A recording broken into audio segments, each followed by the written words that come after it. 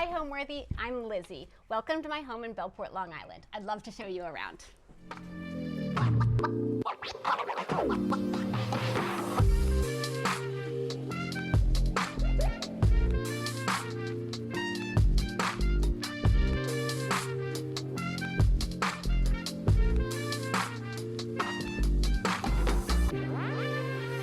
You're watching Homeworthy, where we believe every home has a story. Be sure to visit our website, homeworthy.com, to discover amazing furniture, art, accessories, and more, all handpicked by our editors to help transform your house into a home.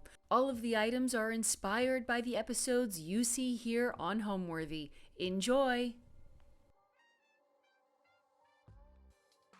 Hi there, welcome to my home. I am Lizzie Fortunato, a New York City-based accessories designer. I am currently in my Bellport, Long Island home, which I purchased with my husband in 2018, and we did a big, fun gut renovation on.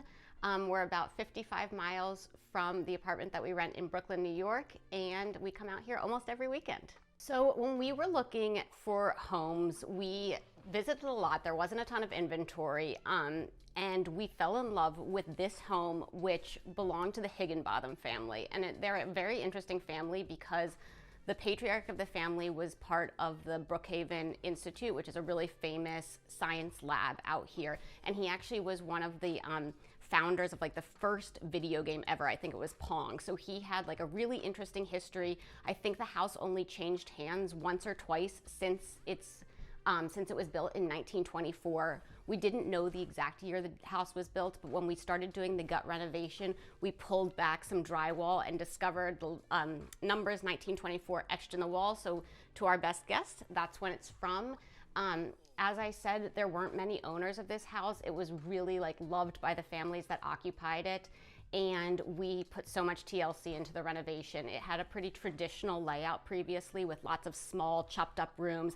We really opened it up. We wanted it to feel like just a big open space where we could hang out with friends, cook, watch TV all at the same time, and be this like communal hangout area, which I think we achieved. So our Bellport house is, I would say, kind of like a beach cottage style. It is technically 1.5 stories. So the upstairs has pretty low ceilings. My husband is 6'4". He always jokes that he can't stand up straight up there.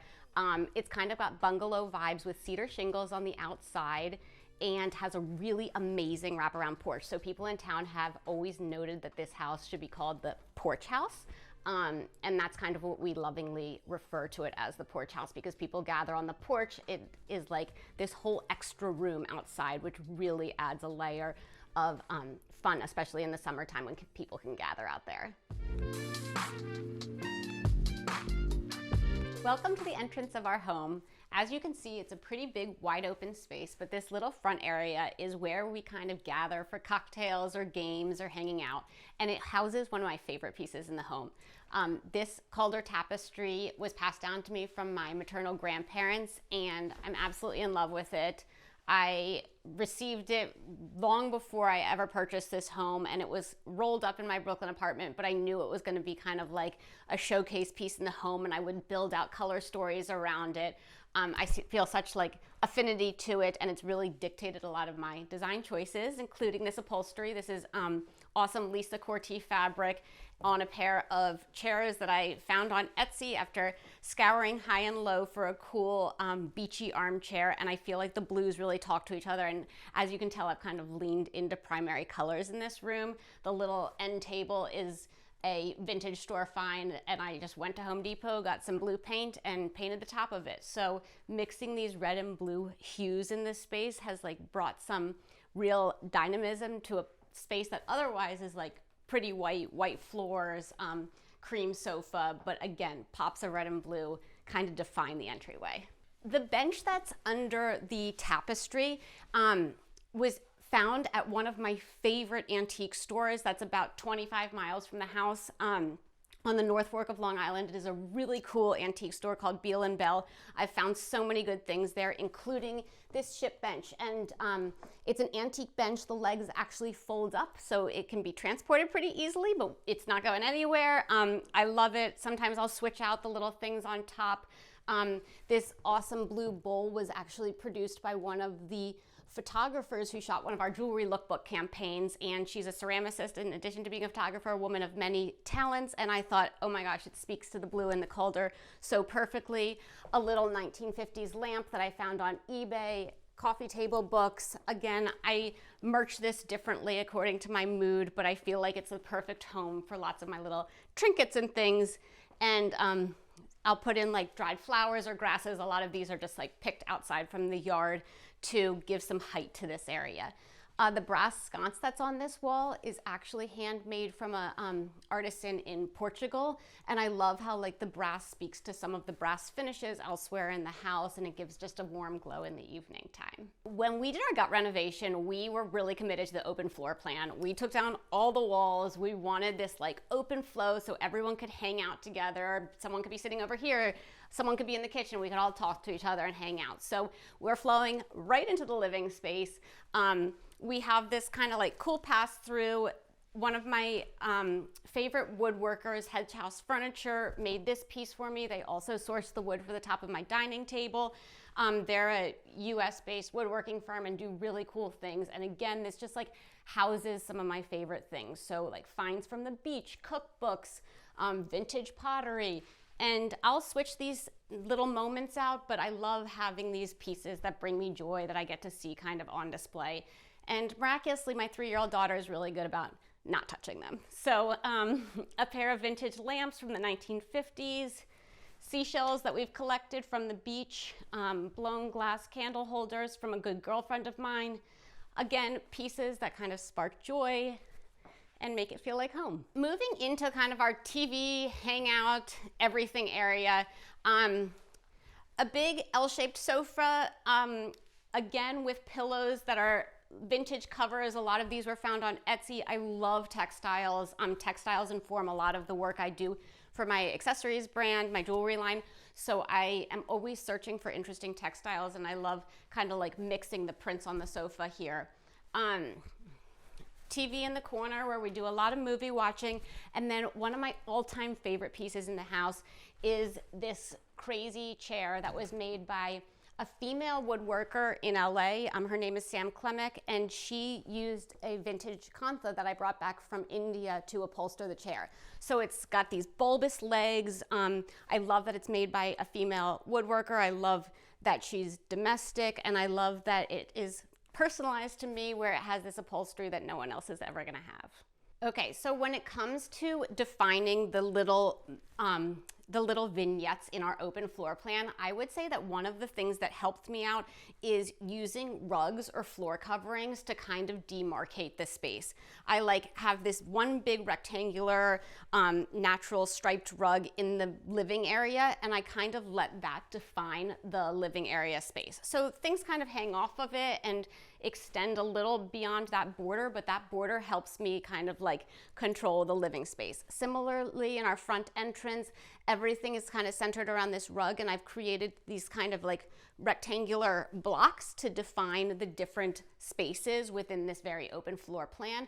And that has been helpful to me because it can get kind of crazy where it feels like one space is overflowing into the other, and it's nice to have boundaries when you're creating little vignettes within an open floor plan. On the coffee table, a big basket that just kind of houses some candles, coasters, remote controls, and then a few of my coffee table books, including Trish Foley, a designer who's local to the area and who I've followed her work for a while. Her recent book called Entertaining by the Sea, it's given me a lot of inspiration in terms of setting the table and creating a nice kind of beachy dinner party moment.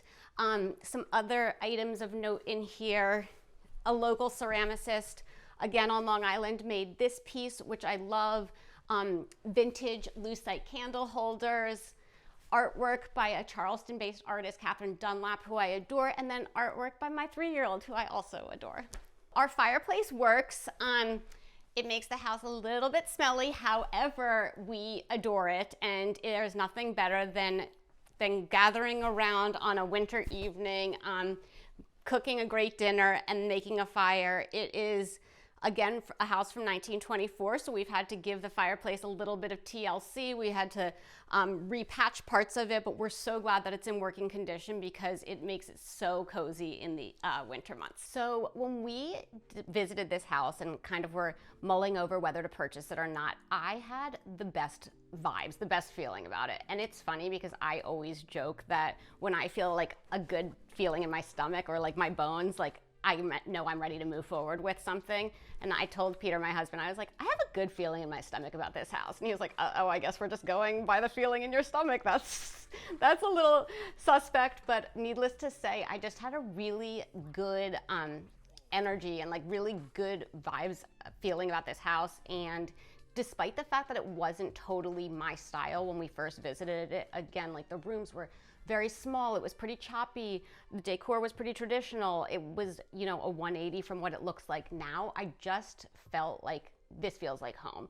There's a big backyard with trees around it. It felt like intimate. There's a gravel driveway. It felt like a bit campy, and all of those sentiments were things that I was looking for as kind of like escape from Brooklyn and city life, where we both have pretty like chaotic jobs and lives, and this felt like the respite that we needed. So when it comes to the refinishing that we did on the inside of the house, I was really intent about using vintage, secondhand, if the pieces were new, finding things as much as possible from makers and artisans. I am a designer, and I feel really passionate about supporting other designers and makers and independent businesses.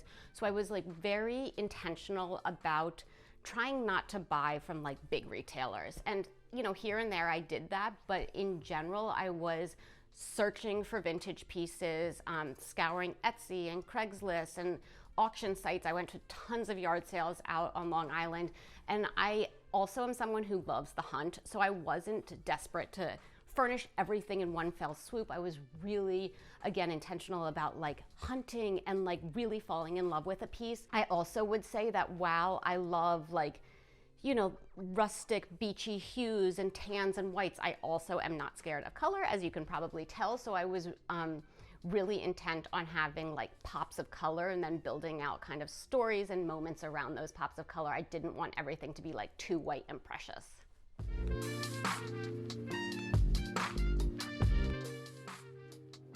Great thing about an open floor plan is that we can be in the kitchen cooking, and we'll have friends over who are sitting on the sofa, and we can all converse, and it's just like so easy and casual.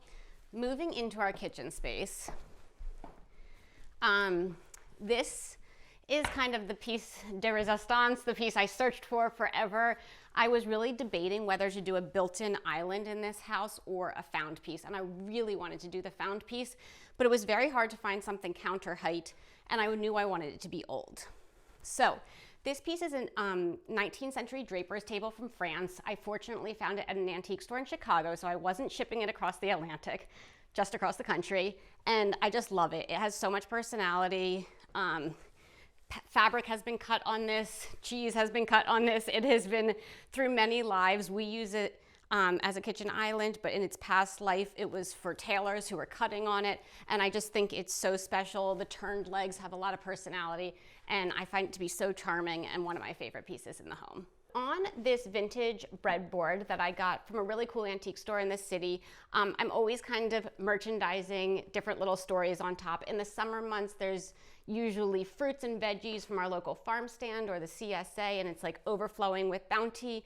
Right now I have some vintage linen napkins that I picked up from one of my favorite little craft sales out here, dried hydrangea that came from about 10 feet outside in our backyard, some good candles, veggies and whatnot, little fish ditches that I found on the side of the road during a trip to Portugal. So this kind of just gets merged with some of my favorite little trinkets and then food items. Okay, so upper cabinets were a big conversation when we were doing our renovation. I really didn't want any. All the practical people around me were saying like, you should certainly have some, but we have these beautiful windows that existed here, this natural light. I didn't want to interfere with that, and there's just not a huge amount of wall space in the kitchen area, and I really didn't want to start jumbling it up with upper cabinets. So what we landed on was two exposed shelves. My uncle actually sourced the wood for me in Delaware. We have like these beautiful bronze brackets that it sits on, and they house a lot of the dishes that we use every single day and that I really wanted to be visible. The Moroccan dishes here, I actually brought back from a trip to Fez, Morocco. My poor husband had to put him in his carry-on, and I told him not to make any sudden movements because I didn't want anything arriving broken. Really cool Hassami mugs that were passed to me from my grandparents, and some vintage finds. And then in terms of our other items that we have to store, we did a lot of lower storage. So we have drawers for plates and things, a corner cabinet, and I will say I'm pretty minimal in the kitchen. I try not to buy too much in terms of plates and servingware because we don't have a ton of space. So I'm pretty disciplined about just buying what we need and then having a lot of it live out. So spices and spoons and our whole coffee station, we're a big coffee family, are just out on the counter and cute enough that they can live out. So admittedly, I am not the chef in the house. My husband is the chef, and he is a grill master. So rain or shine, 365 days a year, he's outside grilling. I am responsible for making the table look very cute, and I'm very good at that. And I love to set the table, and I do dishes, and I do all the prep, but he is in charge of the grill, and that's where we are usually making our food, right out back here at the grill. And I actually do a little bit of baking with my daughter, so we tend to make a mess over here. This stool is actually embarrassing and something I probably should have hid before I had you guys all over, but this is a stool that I painted when I was in 5th or 6th grade, and for some reason it has traveled with me to every apartment, every home, and it's landed here, and our daughter Ruby loves to sit on it when she sits up at the island. So it has made its way following me along after all of these years, despite not being that notable. What do I love most about our porch house? There is so much to love about this home.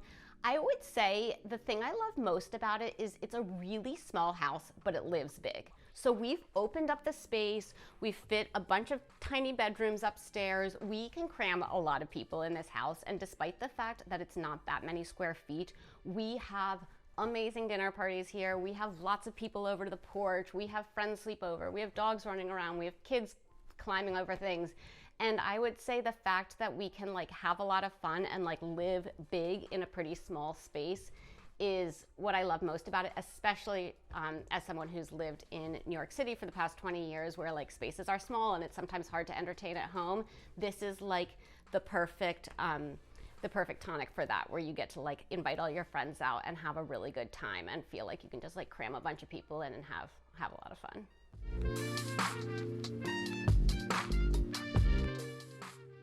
This is our fun dining table. So the walnut wood top is sourced by Hedge House Furniture. The legs are iron. They're made from iron by an artisan in Rhode Island. Again, I really love like searching for independent makers who are doing really cool things in small batches. I love when pieces have a story behind them. The chairs are vintage, again, from Beal & Bell, this really great antique store on the North Fork of Long Island. And I actually discovered them on their Instagram feed, purchased them sight unseen. Everyone was like, how are you gonna buy a dining chair that you've never sat in? Fortunately, they're super duper comfortable with rush seats, which makes them kind of beachy and perfectly suited to this space. I'll often change out this centerpiece depending on the season and the mood. Love doing different assorted heights and colorful candles. And again, in the summertime, this is often overflowing with like fresh flowers from the farm stand and seashells, and it just kind of like accumulates a centerpiece that reflects the season. So the rug I actually designed and made. I do some like textile and craft work in India where we produce some of our jewelry. I have an artisan vendor there who has produced some different rugs for me. Occasionally I'll sell them on our website. And this is one of the ones I made, and I think it just suits the space perfectly. It has this blue stripe that speaks to some of the other blue tones in the home, and it's a flat weave rug, so it's really easy to vacuum. If it gets dirty, sometimes I'll flip it over and use the other side, which is also beautiful, and it's really durable. So it gets paw prints and kid prints and whatnot, and it works perfectly in the space. So this chandelier is one of my favorite pieces in the home. I knew I wanted this kind of French toll chandelier, which there's nothing too French about the house. It's kind of inconsistent with the rest of the decor, but I think that's part of my vibe, is just pulling together these eclectic inspirations and letting them live together and not forcing a single trend or a single design direction that prohibits me from going in a bunch of different directions. And this is a really good example of that. The French toll is a little bit more country and elaborate than I usually am in my design, but I was just so drawn to this aesthetic, and I found this one on Etsy. This seller, again, it was during COVID, and the seller was so kind and messaged me and said, I'm so excited for you to have this piece, but the post offices in this local French town that she was shipping from were shut down. So it took me forever to receive this piece. As a matter of fact, the rest of the house was done and the electrician had to come back about 3 months subsequent to finishing all the rest of the electricity in the house and install this when we finally did receive it. But it was so worth the wait. I love how charming it is, and it casts a really nice glow over our dinner parties, and it just has a lot of character and personality. Okay, so moving over to this cool white cabinet. This was actually part of the house. When we moved in, this was kind of like this landing at the bottom of the stairs. The whole layout of the home was very different prior to our gut renovation, but this was indeed here. And I was like, that's a beautiful cabinet. Let's not rip that out. Let's leave it, give it a coat of fresh paint. I sourced these awesome brass handles from Liz's Antique Hardware in LA. And this is our kind of makeshift bar. So we love making a cocktail on a Friday night. And this is where my cool Italian glasses live. A picture from Oaxaca, Mexico, some cool cocktail books and little family mementos. And then down here, kind of stuffed to the gills, are a lot more cocktail glasses and little accoutrement that I'll use for setting the table, and then a liquor cabinet. So this is where we pour a cocktail on a Friday evening, turn some music on, dim the lights, and it's really fun. One other favorite piece is this little sconce with a handmade pleated lampshade, which I love. So in the summer months, we are always outside. We have like a nice big outdoor table, and these French doors are oftentimes just open. And then we're in and out through the mudroom all the time. This is where like the beach stuff lives. So follow me this way. Great light coming in through here. And then these Home Depot cabinets that I just painted a really fun color are so durable and store a lot of like our beach things and our laundry things. And even though it's just a mudroom, we end up spending a lot of time in here packing beach bags, dumping sand out of towels, and all of that good stuff.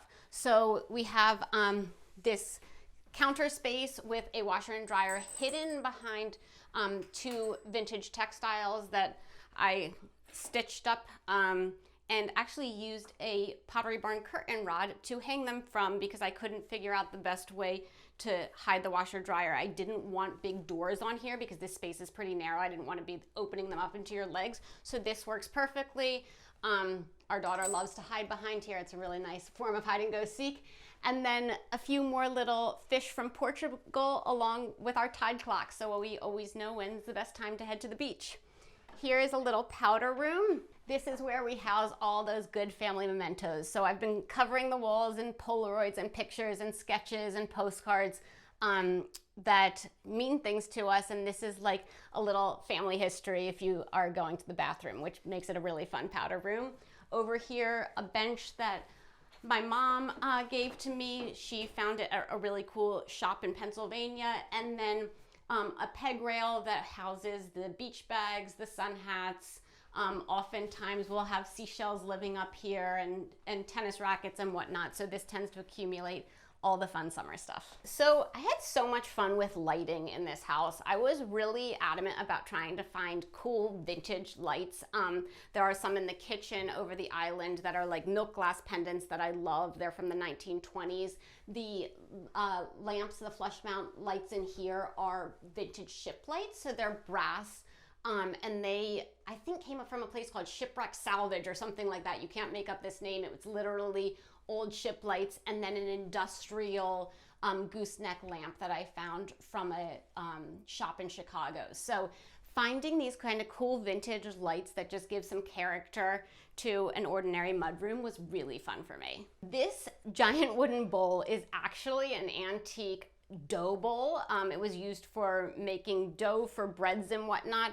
I'm not sure when it dates to, but it houses our beach towels. So it is getting a very good second life. I found it at the Brimfield Antique Market, which I frequent often to scour cool old things. Okay, let me show you the primary bedroom. It's on the first floor. Gonna head this way. I co-founded Lizzie Fortunato, the accessories brand, with my twin sister back in 2008. It's our 15th year. I oversee all the creative aspects of the business. So design, creative direction. She, on the other hand, directs operations and sales. So we are very different sides of the brain, which is so lucky. We really stay out of each other's lanes and complement each other nicely, which makes for the perfect sister business partner relationship.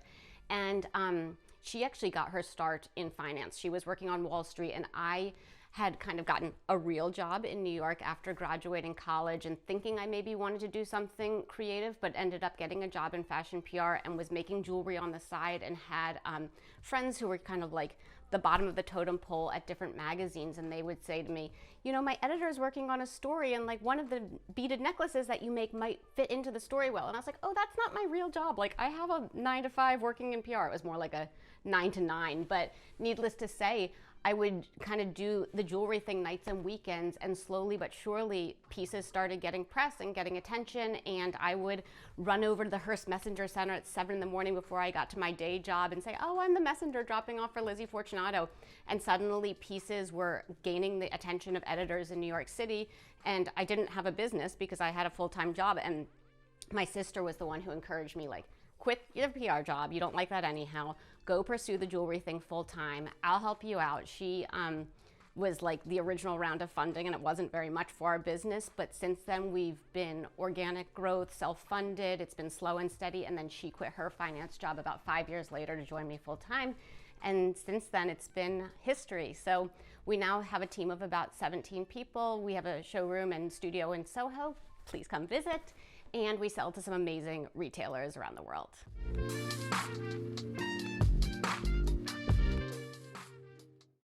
So, welcome to the primary bedroom, which is on the first floor off of the living space. To start, these antique doors were a bit of a conundrum. We had this cutout space, and our contractor was getting ready to build doors, and I was like, I really want to find vintage doors with cool old glass panes. And he was like, well, we have specific measurements. I got on the internet and scoured salvage sites and ended up finding the perfect sized doors. They were located in Maryland. I happened to be going to Washington, D.C. for Thanksgiving, took a detour to Maryland, picked up these doors, which fit down to the inch in our station wagon, and schlepped them back up to Long Island. So these were a labor of love to find. I sewed the panels so we would have some privacy out of a vintage fabric that I found on Etsy, and it's kind of the perfect situation to give us some privacy and then just have a little bit of character for the entrance to the primary bedroom. It's a really lovely, tranquil space. I would say this is one of the spaces where I used a little bit more restraint, which isn't saying much because I love color and I love pattern, but I wanted to have a space that was just pretty calm and relaxing. The paint has this kind of pinkish hue to it, so when the sun is setting, we'll get a beautiful cast of light in here, and it's Benjamin Moore kitten whiskers gives off this kind of calm pink vibe. The pillow covers are a place where I allowed myself to go a little more bright and fun, and they're Lisa Corti, who is one of my favorite fabric designers. She's based in Milan but does a lot of production in India as well, so I love this kind of block print vibe going on here. The artwork is by a friend of mine, Sally King, and I love the twin faces. She actually based it off me and my sister, which I absolutely love. She's known for her face portraits.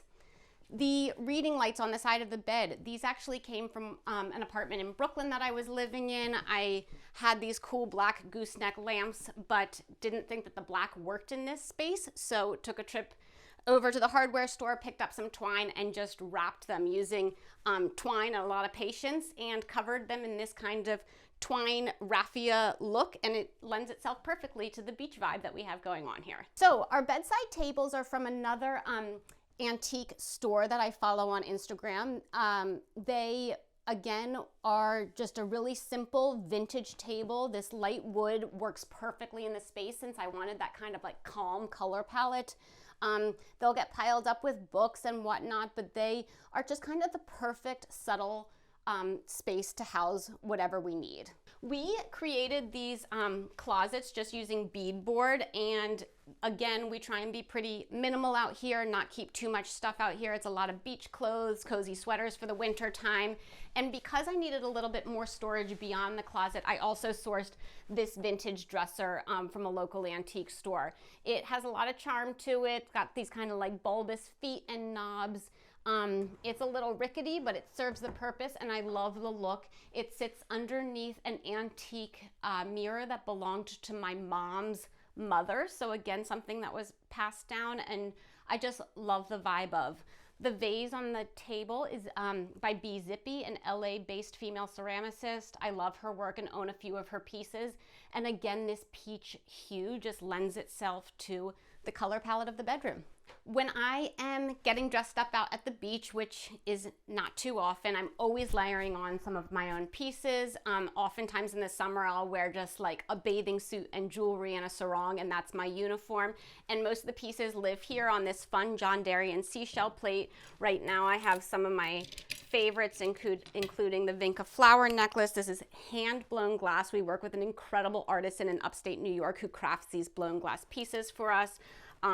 Our brand is also known for working with a lot of freshwater pearls. So one of my favorite pearl pieces, this cord pendant. But this is where I'll kind of keep the pieces that I'm loving. I tend to just bring a few select favorites out here and wear them and style them in different ways because again, it's kind of like this beachy vibe, and I don't want to be burdened with too much stuff. So I'll pick some favorites, they'll live out here, and then I'll go back to the city and re-up. Okay, so in terms of my go-to pieces, I actually have one of them here. I'm not wearing it, but this is the necklace I pretty much wear every day. It's part of our 14 karat line. So the toggle is solid 14 karat gold. It's aquamarine stones dotted with little emeralds. It has like that perfect amount of sparkle, but it's also dainty enough that I'll layer it with other strands. And this is the piece that I pretty much never take off. Because it's solid gold, it does well in the beach environment. It doesn't tarnish or anything, and it really just layers itself into a neck mess really beautifully. So this is probably my go-to. I'm also a big earring gal. Our organic hoops are one of our best-selling products, and I wear those a lot. And then this mixed metal hoop that I'm wearing right now is fun because you can do it with gold or silver, and it's pretty easy. Okay, so this is the primary bathroom.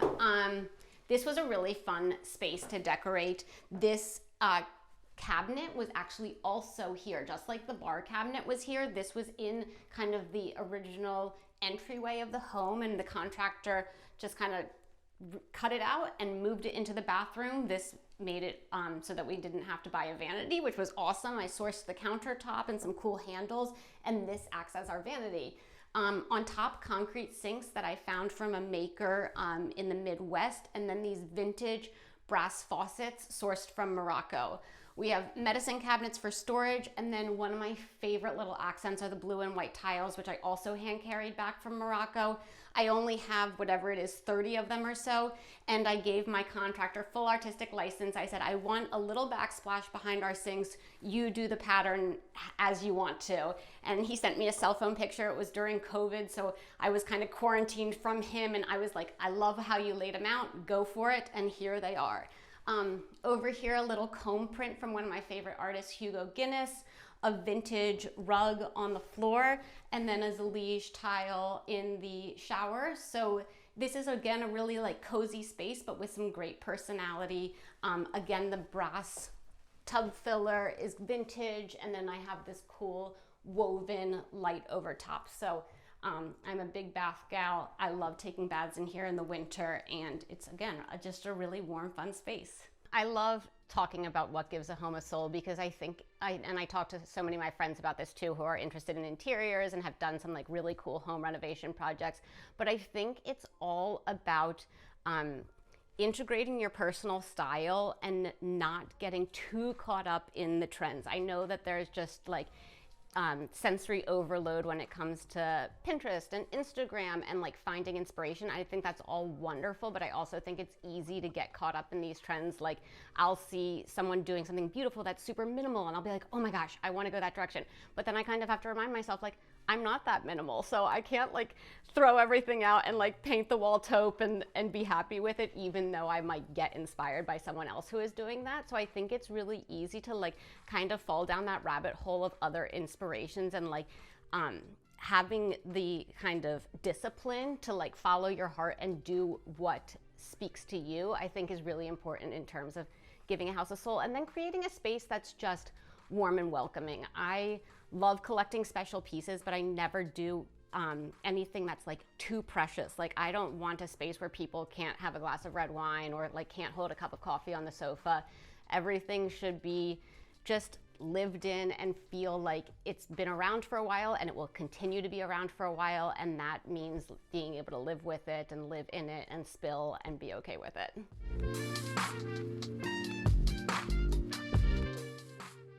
Coming up the stairs, the first bedroom is my daughter Ruby's room, and it's a really charming little space with the eaves, this vintage wicker lamp that I found, and her little twin beds. So these beds were, I think from a Florida vendor on Etsy or eBay, I can't remember. I was pregnant when I purchased these, and they were like a dark wood, kind of serious. We stripped the paint and whitewashed them with like a really nice non-toxic paint.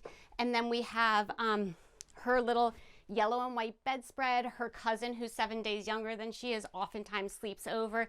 And this little cover I brought back from one of my sourcing trips to India. So it's block printed Indian textile. We have lots of little handmade projects in here, including a watercolored heart mobile that we made together using sticks from the backyard. Also beautiful crewel embroidered curtains that were passed down from a friend. So lots of charm and personality in here. Tons of stuffed animals, tons of books. A lot of love in this room. So fortunately, Ruby is not quite yet of the age when she has a lot of opinions when it comes to home design. She does, on the other hand, have a lot of opinions when it comes to getting dressed. We're in a big dress phase, so even when it's winter time like it is right now, she wants to wear a summer dress, which we've been layering with leggings and tights, but she has not to date had any pushback on the bedding or the pillows. This little pillow I actually sewed from a Lisa Corti fabric sample. When I was getting fabric samples for the chairs that are downstairs, I ordered a bunch of different colorways, including these two. They sent 2 big swatches, and I just sewed them with some like really fun colorful raffia and made 2 little pillows. So Ruby has not had any pushback on this yet. I dread the day when she does. Okay, so coming out of my daughter's bedroom, we have this fun little landing upstairs. This is all original to the house. We didn't really rework too much of this. There's this like cool cutout that goes through to the stairwell. This little moment, this is actually a chair that I found at a yard sale just a few blocks away, and I rehabbed it with some new fabric, and I have a great upholsterer who gave it some life, so I'll often sit here and read stories with Ruby just outside of her room. We have this little chest that I actually painted when I was a kid, so it's probably 30 years old, filled with story time books.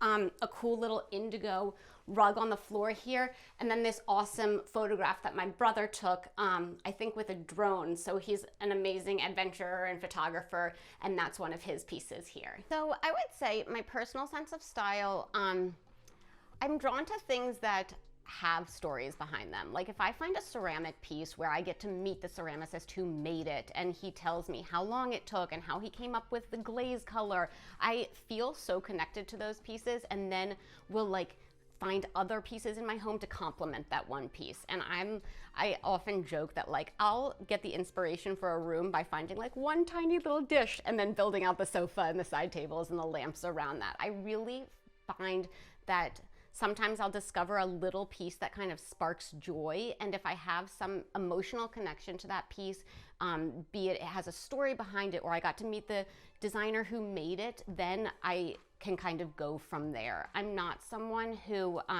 necessarily has like a huge vision for how lots of things fit together, but I like layering and building a story as I go, and I really, again, try and seek pieces that resonate with me, where I feel like an emotional, personal connection. I also want to find pieces that I'm going to live with for a long time. I'm definitely not someone who like replaces pieces often or is intending on throwing something out in a few years, I really try and find stuff that I'm going to live with. So I would say like history is important as well. I've inherited a lot of cool pieces from my maternal grandparents who had this most incredible mid-century house in rural Pennsylvania. And with their pieces, they're so special to me because of the history and the family connection, but also because they had stories about when they purchased them. So having this kind of like story thread through the pieces that I own is definitely meaningful to me. So as I mentioned, this house is fondly called the porch house. And in the summer months, we are always on the porch. It's a great place to hang. It's a lot of extra real estate for a house with a pretty small footprint. And even in the winter time, we're out there. We have lots of bird feeders. There's good energy. So let me show it to you. So this is the side entrance of the house. One of my favorite little details is this old bell that was here when we moved in. I joke that it's the dinner bell, even though I'm not the chef in the house. And then over here we have a really fun wraparound part of the porch with a great seating area. Again, in the summer times, this is a huge hangout area. You catch the sunset off the corner of this porch and it's like the perfect cocktail hour place. We have overhead lighting that was here and then just fun pillows and textiles often adorning this space. Lots of ferns and plants and a great place for hanging out in the summer. So the wraparound porch has always been a feature of the home. We did have to do a lot of replacements in terms of the wood, and some of the railings were rotted. So we have put a lot of time and energy into restoring the porch and making it completely usable. Again, because the footprint of the house is small, we love having this kind of extra room outside. So we built these benches. We have been sourcing furniture, and we oftentimes will pull up like extra chairs or furniture from the indoors so that we can make this kind of a comprehensive room outside when we're having friends over. It's a great place to gather. I also am really fond of just like layering pillows out here because I'll bring a book outside and like turn this into a little sofa in the summertime and make it just a really cozy place to hang. What does home mean to me? Home means a place where we can gather with friends and with family and with neighbors. We have such like a wonderful group of people on this street who have been so welcoming to us, and have people over and just hang and enjoy each other's company. I would say home is a place where nothing is too precious, where we have comfort and we're surrounded by pieces that give us joy and make us feel safe and cozy, and also is a place where we can open our doors to friends and family and just have a good time. Thanks for watching. Go to homeworthy.com for exclusive content and shopping guides.